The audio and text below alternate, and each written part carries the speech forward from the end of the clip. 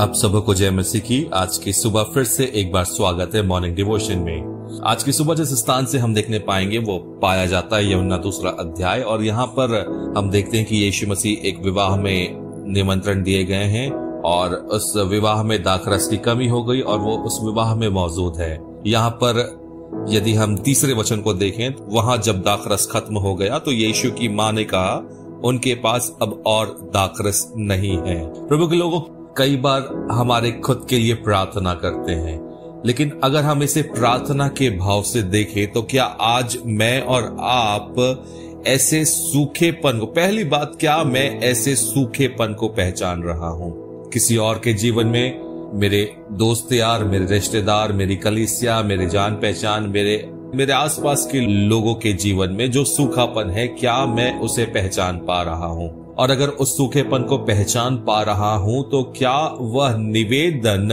अपनी प्रार्थनाओं में मैं परमेश्वर के सम्मुख प्रस्तुत कर रहा हूं? क्या प्रार्थना कर रहा हूं उन सूखेपन के लिए?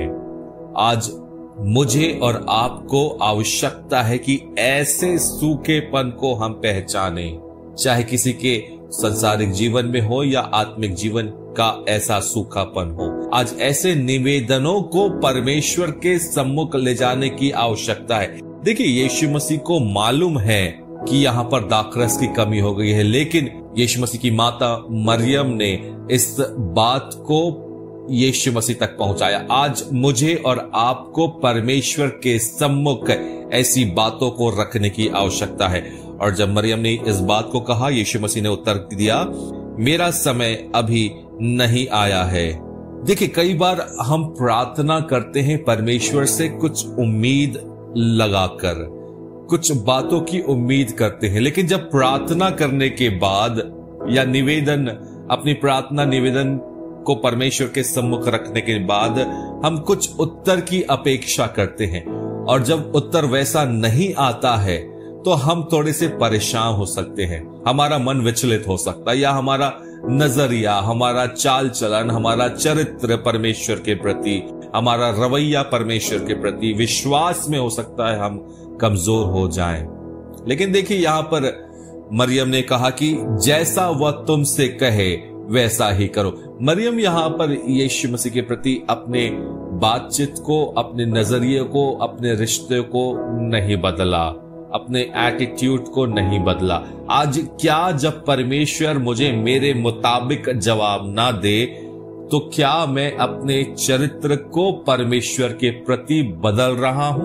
कहीं ऐसा तो नहीं है कि मैं कुछ प्रार्थना की उम्मीद, कुछ प्रार्थनाओं से उत्तर की उम्मीद कर रहा हूं, और जब वो उत्तर वैसा ना मिले, परमेश्वर, क्योंकि परमेश्वर अपने मुताबिक कार्य करता है, हम कई बार हमारे जीवन के लिए सही और गलत का निर्णय नहीं ले पाते, लेकिन परमेश्वर सही समय पर सही बातों का निर्णय लेकर मेरे और आपके जीवन में उन सही बातों को सही समय पर करता है।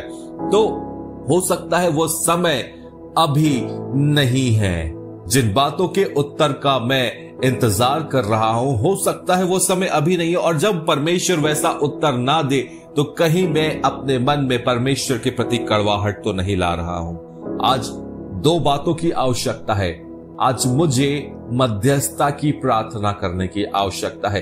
एक, पहली बात, ऐसे सूखेपन को पहचानना और ऐसे सूखेपन को परमेश्वर के पास प्रार्थना के स्वरूप में लेकर जाना।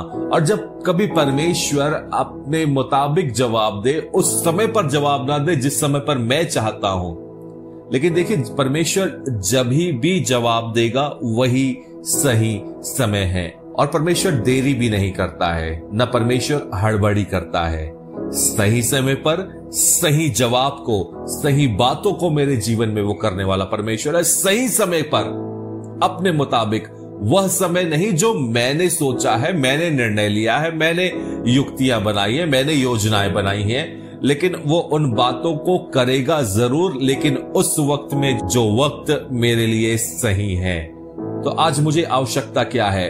पहली बात, मुझे निरंतर प्रार्थना करते रहने की आवश्यकता है, हर एक ऐसी जरूरतों को परमेश्वर के सम्मुख प्रार्थना के जरिए पहुंचाने की। दूसरी बात, मैं परमेश्वर का इंतजार करूं।